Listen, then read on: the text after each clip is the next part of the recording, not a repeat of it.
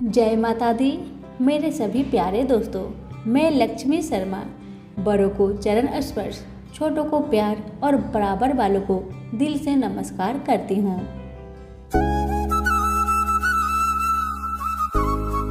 ओम गं गणपते नमः। आज आप सभी सुनेंगे विनायक जी की कहानी। कहानी को पूरा सुने, अच्छी लगे तो लाइक शेयर जरूर करें। अब आइए सुनते हैं विनायक जी की कथा। एक बार भगवान शंकर और माता पार्वती नर्मदा नदी के निकट बैठे थे। वहां देवी पार्वती ने भगवान भोलेनाथ से समय व्यतीत करने के लिए चौपर खेलने को कहा। भगवान शंकर चौपर खेलने के लिए तो राजी हो जाते हैं, परंतु इस खेल में हार जीत का फैसला कौन करेगा, यह सवाल पार्वती जी के मन में उठा। इसके जवाब में भगवान भोलेनाथ ने कुछ तिनके एकत्रित कर उसका एक पुतला बना दिए। उस पुतले की प्राण प्रतिष्ठा कर दिए और पुतले से कहा कि बेटा, हम चौपर खेलना चाहते हैं, परंतु हमारी हार जीत का फैसला करने वाला यहाँ कोई नहीं था, इसलिए हमने तुम्हें बनाया है। अब तुम ये बताना कि हम दोनों में से कौन हारा और कौन जीता। यह कहने के बाद चौपर का खेल शुरू हो गया। खेल 3 बार खेला गया और संयोग से 3 बार माँ पार्वती जीत गई। खेल के समाप्त होने पर बालक से हार जीत का फैसला करने के लिए कहा गया, तो बालक ने कहा महादेव जी विजयी है। यह सुनकर माता पार्वती क्रोधित हो गई और उन्होंने क्रोध में आकर उस बालक को लंगड़ा होने की व कीचड़ में पड़े रहने का श्राप दे दिया। बालक ने माता से माफी मांगा और कहा कि मुझसे अज्ञानतावश ऐसा हुआ है, मुझे क्षमा करे। बालक के क्षमा मांगने पर माता पार्वती ने कहा कि यहाँ गणेश पूजन के लिए नाग कन्याएं आएगी, उनके कहे अनुसार तुम गणेश जी का व्रत करो, ऐसा करने से तुम मुझे प्राप्त करोगे। यह कहकर माता भगवान शिव के साथ कैलाश पर्वत पर चली गई। ठीक 1 वर्ष बाद उस स्थान पर नाग कन्याएं आई। नाग कन्याओं से श्री गणेश के व्रत की विधि मालूम करने पर उस बालक ने 21 दिन लगातार गणेश जी का व्रत किया। उस बालक की श्रद्धा और भक्ति देखकर गणेश जी प्रसन्न हो गए और श्री गणेश ने बालक को मनोवांछित फल मांगने के लिए कहा। बालक ने कहा कि हे विनायक, मुझ में इतनी शक्ति दीजिए कि मैं अपने पैरों से चलकर अपने माता पिता के साथ कैलाश पर्वत पर पहुंच सकूं और वो यह देखकर प्रसन्न हो। बालक को यह वरदान दे। श्री गणेश अंदर ध्यान हो गए। बालक इसके बाद कैलाश पर्वत पर पहुंच गया और अपने कैलाश पर्वत पर पहुंचने की कथा उसने भगवान महादेव को सुनाई। उस दिन से पार्वती जी शिव जी से विमुख हो गई। देवी के रुष्ट होने पर भगवान शंकर ने भी बालक के बताए अनुसार श्री गणेश का व्रत 21 दिनों तक किया। इसके प्रभाव से माता के मन से भगवान भोलेनाथ के लिए जो नाराजगी थी वह समाप्त हो गई। यह व्रत विधि भगवान शंकर ने माता पार्वती को बताई। यह सुन माता पार्वती के मन में भी अपने पुत्र कार्तिकेय से मिलने की इच्छा जागृत हुई। माता ने भी 21 दिनों तक श्री गणेश व्रत किया और ध्रुवा, पुष्प और लड्डुओं से श्री गणेश जी का पूजन किया। व्रत के 21वें दिन कार्तिकेय स्वयं पार्वती जी से आ मिले। उस दिन से श्री गणेश चतुर्थी का व्रत मनोकामना पूरी करने वाला व्रत माना जाता है। तो सभी प्रेम से बोलिए विनायक जी की जय हो। एक गांव में एक माँ और उसकी छोटी सी बेटी रहा करती थी। एक दिन बिटिया रानी अपने माँ से कहने लगी, माँ, सभी लोग मेला देखने जा रहे हैं, मुझे भी जाना है, मुझे जाने दो ना माँ। बिटिया की बात सुनकर माँ ने कहा, बेटी तुम छोटी हो, अगर मेले में जाओगी तो वहाँ पर बहुत भीड़ होगा, तुम गिर जाओगी, तुम्हें चोट लग जाएगी। लड़की ने अपनी माता की बात नहीं सुनी और मेला जाने के लिए तैयार होने लगी। बिटिया को जाने से पहले माता ने कहा, ठीक है, अगर तुम जाना ही चाहती हो तो लो, ये घी की बनी लड्डू है जो गणेश जी को अति प्रिय है, तुम ले जाओ। इसमें से एक लड्डू गणेश जी को खिला देना और एक लड्डू तुम खा लेना। और ये रहा पानी, गणेश जी को लड्डू खिलाने के बाद उन्हें पानी पिलाना बिल्कुल भी मत भूलना। और जो पानी बच जाए उस पानी को तुम भी पी लेना। लड़की लड्डू और पानी लेकर गणेश मेले में चली गई। सभी गांव वाले गणेश मेले में घूमे फिरे, सभी लोग वापस चले आए, पर वह बच्ची मेले से वापस नहीं आई। वह बच्ची गणेश जी की मूर्ति के पास जाकर बैठ गई और कहने लगी, गणेश जी, एक लड्डू और पानी आपके लिए है और बाकी जो बचेगा वो मेरे लिए है। इस तरह कहते कहते सारी रात बीत गई। बेचारी लड़की गणेश जी की मूर्ति के पास बैठी ही रही। यह देखकर गणेश जी सोचने लगे कि अगर मैंने यह बच्ची की लड्डू और पानी नहीं खाया तो बेचारी अपने घर जाएगी ही नहीं। अब तो गणेश जी को मजबूरन उस बच्ची के पास अपना भेष बदलकर आना पड़ा और उस लड़की के हाथों से एक लड्डू लेकर खा लिया और साथ में थोड़ा पानी भी पी लिया और कहने लगे, बिटिया ये लड्डू बहुत ही स्वादिष्ट थी, मुझे खाकर बहुत आनंद आ गया, मैं बहुत प्रसन्न हूँ, तुम वर मांगो मुझसे, तुम क्या चाहती हो। लड़की मन ही मन में सोचने लगी कि मैं क्या मांगू, अन्न मांगू या धन मांगू या अपने लिए अच्छा वर मांगू या खेत मांगू या महल मांगू। बेचारी यह सब वह अपनी मन में सोच ही रही थी तो गणेश जी उनकी मन की बात को जान गए। गणेश जी उस लड़की से बोले, जाओ बेटी, तुमने जो मन में सोचा है तुम्हें वह सब मिल जाएगा। अब लड़की बहुत ही प्रसन्न मन से अपने घर को आई तो माँ ने पूछा, बेटा तुम इतनी लेट क्यों लगा दी। तब बिटिया ने कहा, माँ आपने जैसा कहा था मैंने वैसा ही किया है। और देखते ही देखते लड़की ने जो भी अपने मन में सोचा था वह सब कुछ उसे मिल गया। तो सभी प्रेम से बोलिए, विनायक जी की जय हो, गणेश जी की जय हो। बहुत समय पहले की बात है। एक गांव में एक मालिन अपने 4 बेटों के साथ रहती थी।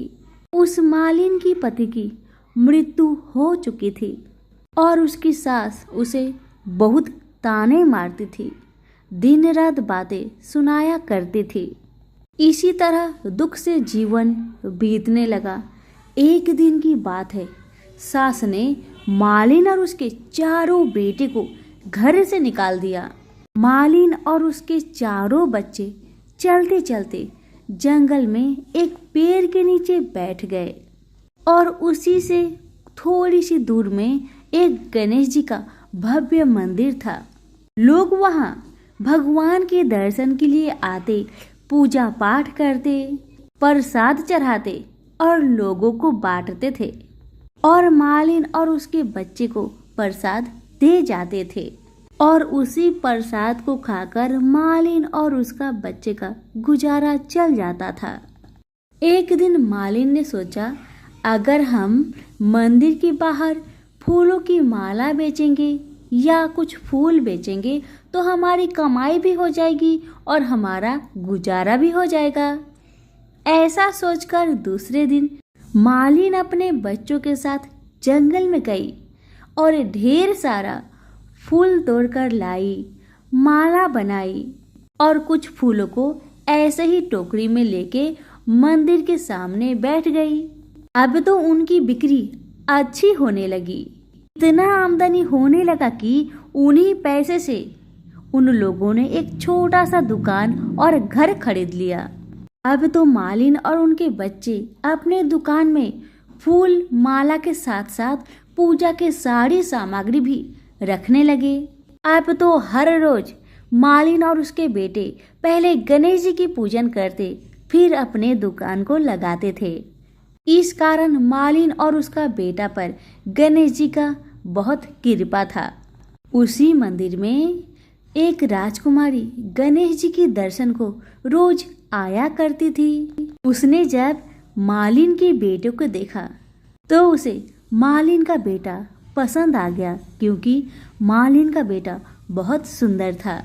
अब राजकुमारी महल में जाने के बाद अपनी भाभी से कहने लगी, भाभी मुझे एक लड़का पसंद आ गया है, मैं उसी से विवाह करूंगी।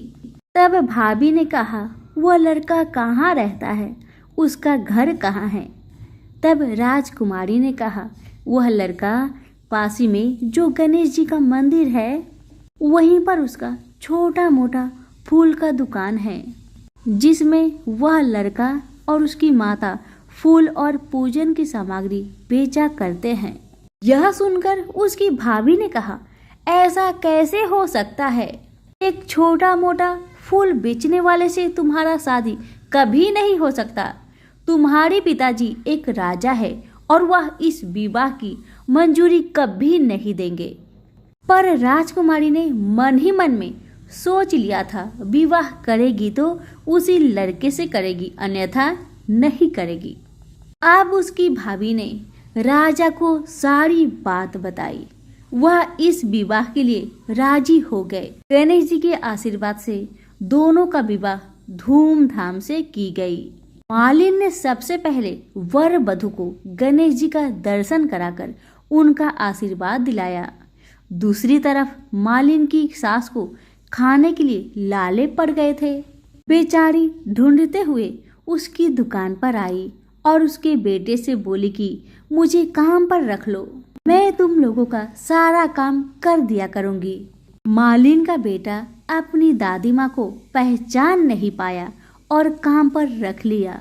कुछ ही समय बाद मालिन भी वहां आई और अपनी सास को वहां देखा तो उसके बेटे ने बताया कि मैंने इनको काम पर रखा है। मालिन बोली, सासू जी यह आपका पोता है और ये दुकान आपकी ही है, आप तो पोते को आशीर्वाद दो और सुख भोगो। अब सासू माँ ने अपने बहू बेटे से माफी मांगी। अब सब सुखपूर्वक रहने लगे। सभी प्रेम से बोले, गणेश भगवान की जय। कथा। एक गांव में एक परिवार रहते थे। उस परिवार में 3 जन रहते थे, एक माता पिता और उनका एक 5 साल का लड़का। उस लड़का का नाम था रामू। रामू के पिताजी रामू को स्कूल में एडमिशन करा दिए थे। रामू हर रोज बस से स्कूल जाया करता था और रामू की माँ हर सुबह जल्दी उठकर अपना घर का सारा काम काज करने के बाद रामू के लिए टिफिन तैयार करके उसे दे दिया करती थी और रामू उसी टिफिन को लेकर स्कूल जाया करता था। लेकिन जब भी रामू की मम्मी टिफिन तैयार करती थी, अपने बच्चे के लिए रोटियां बनाया करती थी। जैसे ही बच्चे को रोटियां देती थी, वैसे ही एक भिखारी बाबा रामू के घर के दरवाजे के बाहर खड़ा होकर चिल्लाता, माँ कुछ खाने को दे दे, माँ कुछ खाने को दे दे। ये सुनकर रामू की मम्मी हर रोज उस भिखारी को 2 रोटी दे दिया करती थी। भिखारी उस रोटी को लेता और हमेशा कहता, कर भला तो हो भला, कर बुरा तो हो बुरा। ऐसा कहते हुए भिखारी रोटी लेकर चला जाया करता। रामू की माँ सोचा करती, आखिर जब मैं भिखारी को रोटी देती हूँ तो भिखारी ऐसे क्यों कहता है, कर भला तो हो भला, कर बुरा तो हो बुरा। इसका मतलब क्या है? इसी तरह समय व्यतीत होने लगा।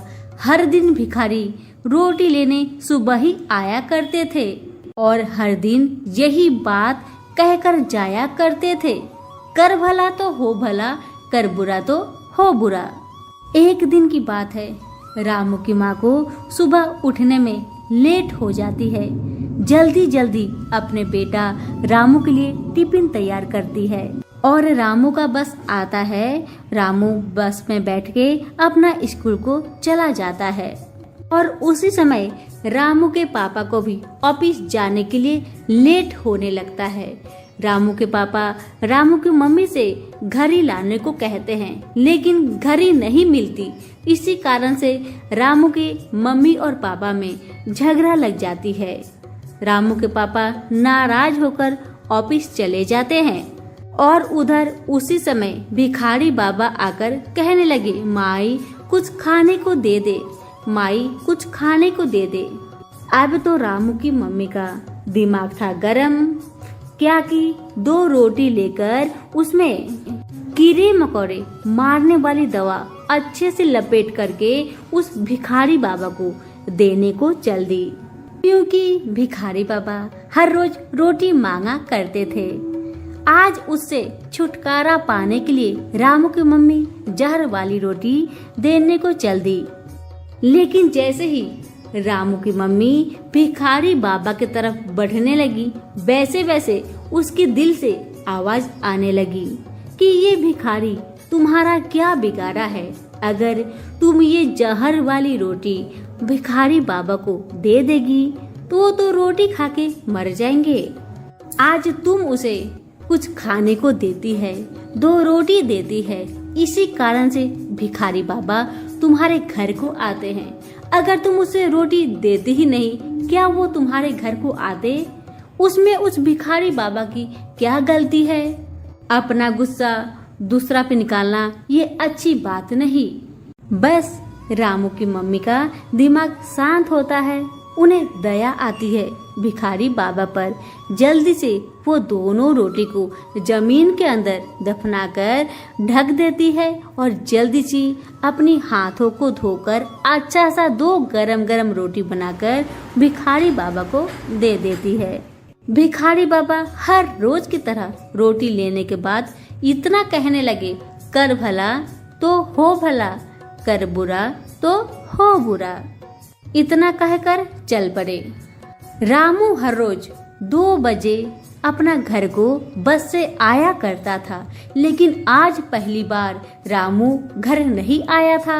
माँ बहुत परेशान थी, बहुत बेचैन थी, क्योंकि 2 से लेकर 4 बज गया, रामू का कोई खबर नहीं था।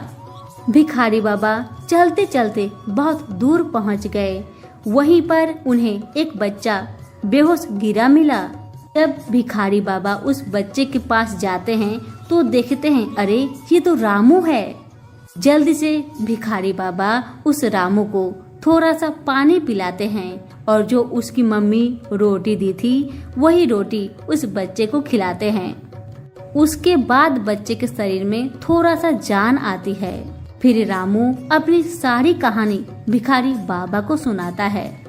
रामू कहता है बाबा से, बाबा आज जब मेरा स्कूल का छुट्टी हुआ तो मेरा तबीयत ठीक नहीं था, इसी कारण से मैं बस के पास नहीं जा सका और न बैठ सका। मेरा शरीर बहुत कमजोर लग रहा था। जैसे थोड़ा ठीक लगा तो मैं निकला बस में चढ़ने को, लेकिन बस निकल गई और मैं यहीं पर बेहोश होकर गिर पड़ा। अभी आप मुझे थोड़ा सा पानी और रोटी खिलाए, इससे मुझे अच्छा महसूस हो रहा है। ऐसा लग रहा है कि मेरे शरीर में जान आ गई। अब भिखारी बाबा रामू को अपने साथ लेकर चल पड़ते हैं। उधर माँ गणेश जी के पास बैठकर पूरा जोर जोर से रो रही थी, हे भगवान, अगर मुझसे कोई गलती हुई हो उसे क्षमा करे, हे भगवान क्षमा करे, बस मेरे बच्चे को मेरे पास ला दीजिए भगवान। इतना कह कर पूरा जोर जोर से रोने लगी। उधर रामू के पापा इधर उधर अपने बच्चे को ढूंढने चले गए, लेकिन रामू का पता नहीं लगा। जैसे ही रात का 7 बजता है, भिखारी बाबा रामू को लेकर रामू को घर को आते हैं और रामू को उसके घर छोड़कर वहाँ से चले जाते हैं। रामू की माँ जैसे ही रामू को देखती है, रामू का कपड़ा बहुत गंदा लगा हुआ था क्योंकि वह बेहोश होकर सड़क में गिर गया था। इसी कारण से उसका कपड़ा गंदा हो गया था।